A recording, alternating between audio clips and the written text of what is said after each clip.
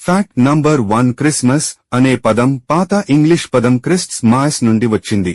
దీని అర్థం క్రిస్ట్ యొక్క మాస్ అని ఉంటుంది. ఫ్యాక్ట్ నంబర్ 2 బైబిల్లో యేసు జననం యొక్క ఖచ్చితమైన తేదీని పేర్కొనలేదు.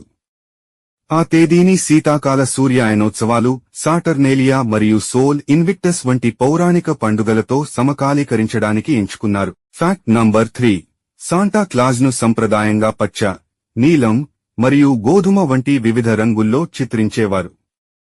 ఎరుపు రంగు దుస్తులు ఎంతోమంది 1960లలో కోకా కోలా యొక్క క్రిస్మస్ ప్రకటనల కారణంగా ప్రసిద్ధి పొందాయి. ఫ్యాక్ట్ నంబర్ 4 క్రిస్మస్ చెట్లను అలంకరించే సంప్రదాయాన్ని ప్రారంభించిన క్రెడిట్ జర్మన్లకే దక్కుతుంది.